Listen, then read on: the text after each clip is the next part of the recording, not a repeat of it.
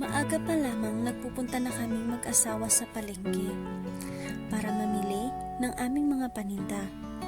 Yan ang aming ginagawang hanap buhay mag-asawa. At syempre, para na rin makaipon ng pera upang sa aming pagtanda. Nagigising kami palagi ng maaga. Halos naghahati pa nga ang dilim at ang liwanag. Nasa lansangan na kami upang maghanap buhay. Alas 3 ng madaling araw, nagpupunta kami sa bayan at may kanya-kanya kaming tokang mag-asawa sa kung ano yung mga dapat naming bilihin. Ako ang naatasan sa pagbili ng mga chichirya, gulay at iba pa. At si husband naman, ang dapat bumibili ng mga itlog, isda at karne. Malaki ang aming negosyo dahil lahat ng mga tao sa aming barangay na nasasakupan ay doon na bumibili sa aming munting talipapa. Isang araw, naggayak na kami mag-asawa patungo sa palengke upang madagdagan ang laman ng aming tindahan. Sumakay kami ng jeep patungo sa palengke nang biglang may mga sumakay na mga lalaki na pasahero ng jeep. Akala namin ordinary lamang silang mga pasahero dahil isa doon ay binatilyo pa. Maya-maya pa'y nag-declare na sila ng hold up. Natakot ang lahat ng mga pasahero at syempre kami na rin ang asawa ko dahil may dala-dala kaming malaking halagang pera para sa aming negosyo. Marami silang hold-upper at may isang pumukaw sa aking mga mata at yun yung binatilyo na kasama nila. Siguro mga nasa 15 years old lang yung binatilyong nakita ko. Tutoy na tutoy pa kasi itsura ng mukha niya. Maya-maya'y biglang lumapit sa akin ang isang lalaki na yung binatilyo. Ang sabi niya sa akin, "Ale, ibigay mo ng lahat ng pera mo. Bilisan mo, kung hindi, itutuloy ko ang lahat ng ito." Nang mga oras na iyon, nagdadalawang isip ako kung ibibigay ko ba ang pera or hindi. Pero kung hindi ko ibibigay ang pera, tiyak nun kapalit ang aming buhay mag-asawa. Kaya nagdesisyon ako na ibigay na lang ang lahat ng perang iyon kaysa naman kapalit ang aming buhay. Dahil ang nasa isip ko lang nung time na yun, pera lamang iyon at pwede pa namin pagkakitaan. Pero bago ko binigay ang pera sa binatilyong iyon na hold-upper, ang tangi ko lamang nasabi sa binatilyong yun, "Iho, hiling ko lang sa iyo, gamitin mo sa tama ang perang ito."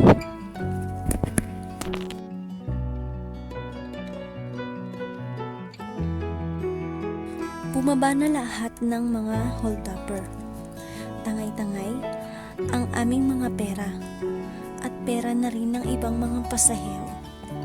Pero napansin ko, bago bumaba ng jeep ang binatilyo, napalingon muna siya sa akin at napayuko.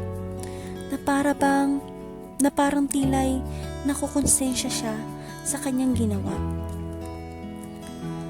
Wala na kaming magawang mag-asawa kundi baybayin ang daan papauwi ng aming tahanan. Ngunit, hindi na alis sa isipan ko ang binatilyong kasama ng mga hold-upper. Ang tanging dasal ko lang na kahit ganun ang ginawa niya sa amin, sana magbago ang kanyang pananaw sa buhay at pagkuhay ni God ang kanilang buhay.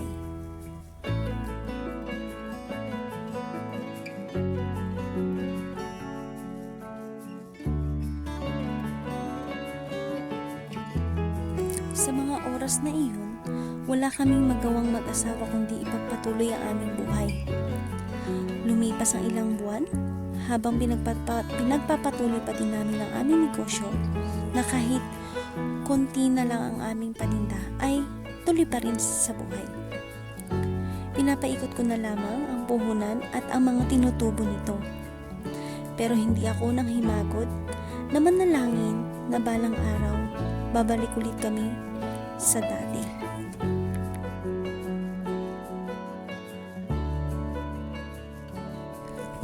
Araw ng linggo, napansin namin na parang unti-unting bumabalik ang lahat ng mga bagay na nawala sa amin noon. Lumago ulit ang aming negosyo, dumami ulit ang aming mga paninda. Pero hindi pa pala natatapos ang mga pagsubok sa aming buhay mag-asawa. Muling sinubok ang aming pananampalataya. Nagkasakit ang aking asawa dahil inatake siya sa puso. Nagpa-doktor kami, nagpagamot, pero hindi rin nagtagal ang kanyang buhay. Kinuha na rin siya ng mahal na Panginoong Hesukristo. Naubos lahat ng aming pera, pati savings na para sa aming pagtanda. At pati na rin sa matrikula ng mga bata ay naubos na rin. Pati na din ang aming negosyo, nawala na din ng tuluyan. Naubos ang lahat. Walang natira. Ang dating magandang buhay at masaganang buhay, nauwi na lamang sa wala. At naiwan na lang akong na mag-isa, kasama ng aking mga anak. At wala nang pag-asa na makabangon pa. Hindi ko alam kung ano at paano ako uumpisahan ang lahat. Lalo na sa pag-aaral ng aking mga anak. Dahil hindi ko alam kung paano ko sila pagtatapusin ng pag-aaral.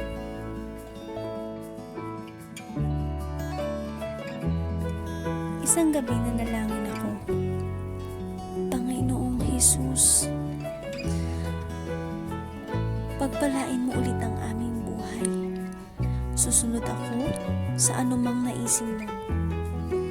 At maglilingkod ako sa iyo ng may katapatan. Muli mong paghimalaan ang aming buhay. Buhay naming mag-iina.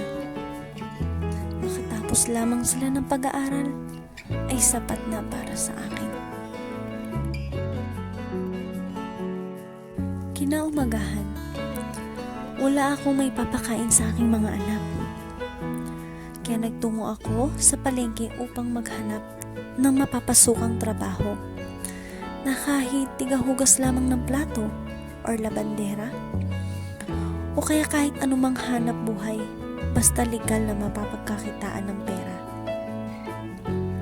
Sa sobrang pagod ko, naupo na lamang ako sa isang food store. Pagod na pagod, uhaw na uhaw. Ang aking lalamunan, hindi ko alam, sobrang tuyong-tuyo na. At hindi ko rin alam kung kanino ba ako pwedeng manghingi ng tubig. Maya-maya pa'y may napadaan na isang crew sa aking harapan. Isang crew doon sa food store kung saan ako umupo. Hindi na ako nag-atubili pa na magsabi sa kanya na, "Sir, maaari ba ako makahingi ng isang basong tubig sa iyo?" Sabi naman ng crew, "Sige po. Hintayin niyo lang po ang pagbalik ko." Naghintay ako ng matagal, umaasa sa pagbalik ng crew na may dala-dala siyang tubig. Ngunit, nabigo ata ako. Kaya nagdesisyon na lamang akong umalis at umuwi na lamang ng bahay. At bigo sa paghahanap ng trabaho.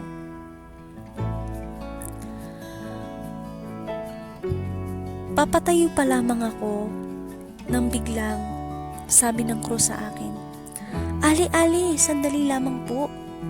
Ito na po yung hinihingi ninyong isang basong tubig. Pasensya na po kayo ha kung masyadong matagal." At ito pa po pala, mga pagkain, iiwi nyo na lang din po.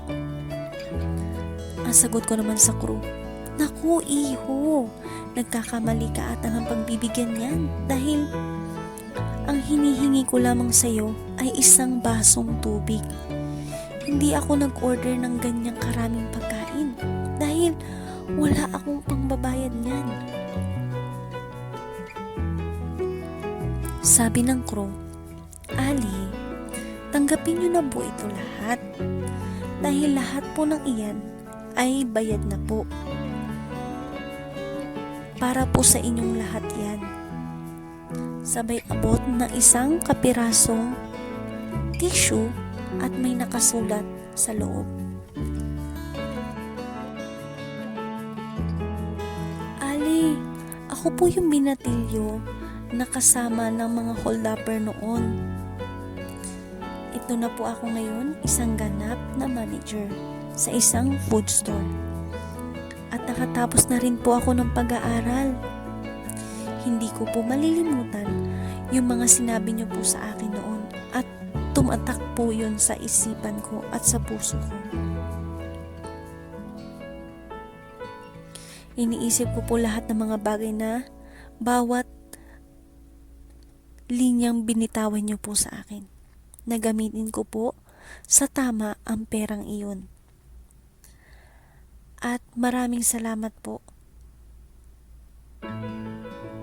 Dahil hindi po ako magiging ganito. Hindi po magiging ganito ang aking buhay kung hindi po dahil sa mga pangaral ninyo. Hindi ko po kayo makakalimutan dahil sa balat na nakamarka sa iyong kamay. Love, James Emmanuel. Pumatak na lamang ang aking luha sa mga nabasa ko at kumaway ang isang lalaki doon sa malayo kaya hindi ko naaninag kung ano itsura ng kanyang mukha. Pero para sa akin, sobrang saya ko dahil hindi ko lubos maisip na ang batang pinagpipray ko noon na sana gumanda ang buhay ngayon ay nasa maayos na palang kalagayan.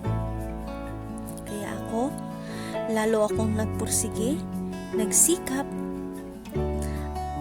at mapatunayan ko sa sarili ko at mapatunayan ko sa mga anak ko na kaya ko silang pagtapusin ng pag-aaral.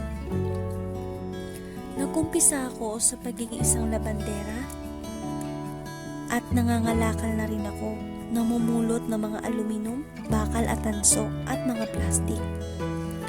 At ang mga bagay na pwede pang pagkakakitaan, ginawa ko na dating hindi ko lubos maisip na dating masaganang buhay. Noon, ngayon, nauwi kami sa kahirapan. Pero, umaasa ako na alam ko darating ang araw na hindi hahayaan ni God na maging ganun kami habang buhay. Lumipas ang maraming taon, nakatapos na ang aking 2 anak ng pag-aaral. Sa pagiging labandera ko, napatapos ko ang aking anak bilang isang accountant at teacher. Dahil yan sa pangangalakal na rin, at napatapos ko sila.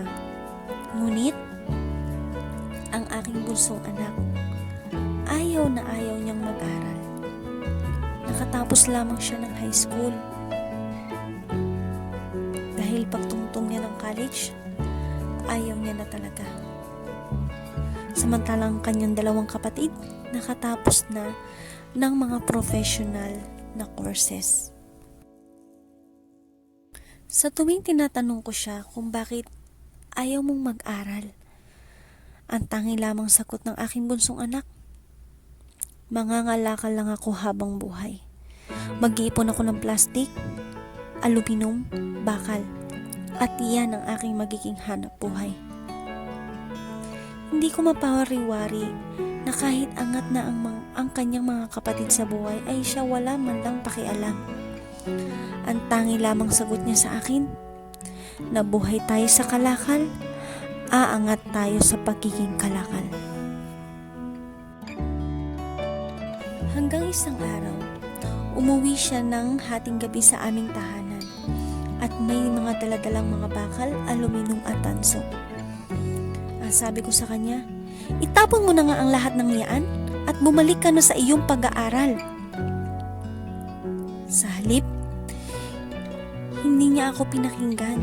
Ipinagpatuloy niya pa rin ang kanyang mga ginagawa.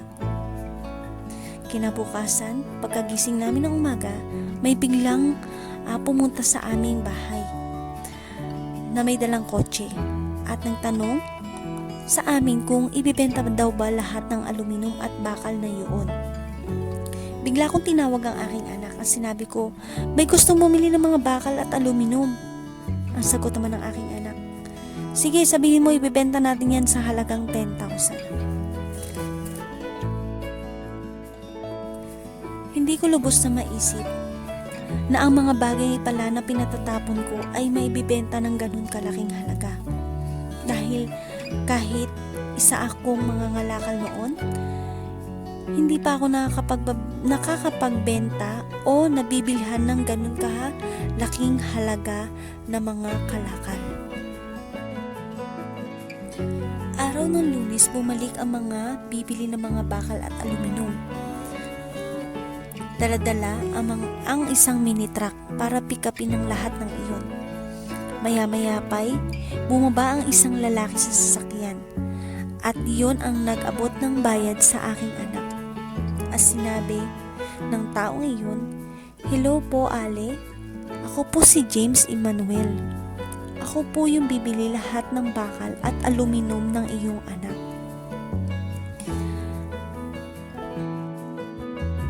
At Ale, ako naman po ang hihiling sa inyo. Maaari po ba na huwag niyo pong pagwawalan ng iyong anak sa kung ano ang kanyang ginagawa sa buhay? Dahil nakikita ko po sa iyong anak ang dedikasyon niya sa kanyang ginagawa araw-araw sa pumumulot ng bakal at mga aluminum. Dahil ganyan din po ang ginawa ko noong araw nang simulang magbago ang aking buhay. At ngayon, isa na po akong ganap na engineer. Kaya kung ano man po ang narating ko ngayon, ay dahil po yan sa pangaral na ginawa niyo po sa akin noon.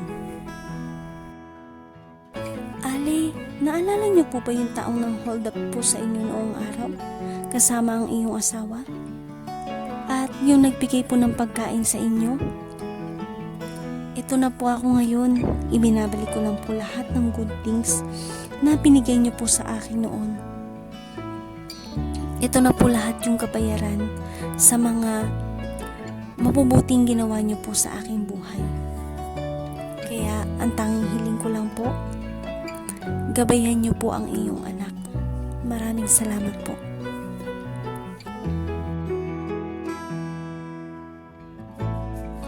Kaya simula noon, hindi ko na pinagsasabihan ng aking anak kung ano man ang kanyang gustong gawin sa buhay.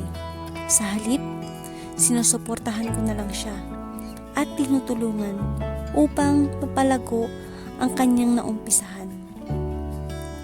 At ngayon, lumipas ang maraming taon, dumating na ang panahon na nagbunga lahat ng pagsisikap ng aking anak.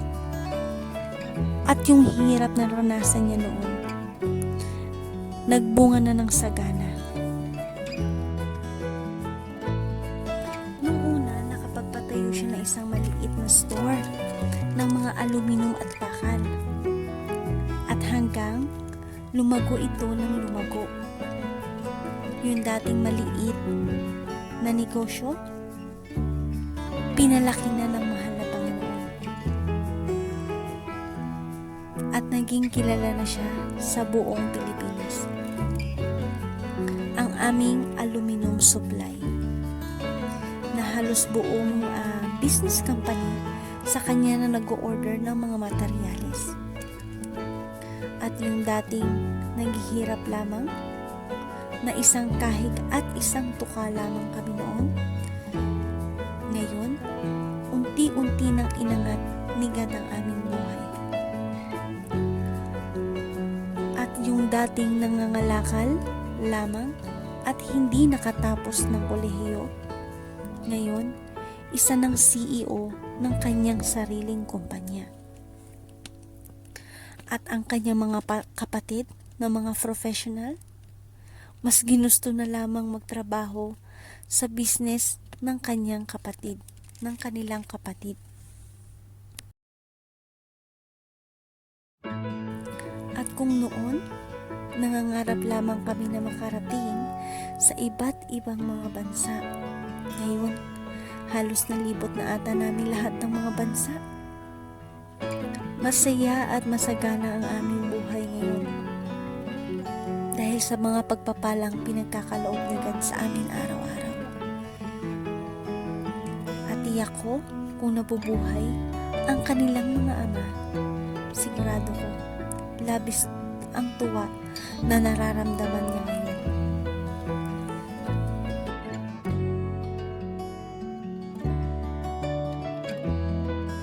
Dito na po nagtatapos ang ating kwento. Ayan, yung kwento na sinulat ni Pang Yao Che. Ayan, sana nagustuhan nyo yung short story na sinulat ko po. And mag-comment lang po kayo sa comment section kung ano po yung masasabi nyo sa story. Kung meron ba kayo napulot na aral or wala. Or kung na-inspire ba kayo sa kwentong ito. Ayan, maraming salamat po. And ayun, ang buhay ng tao talaga ay hindi mo alam kung saan ang tungo.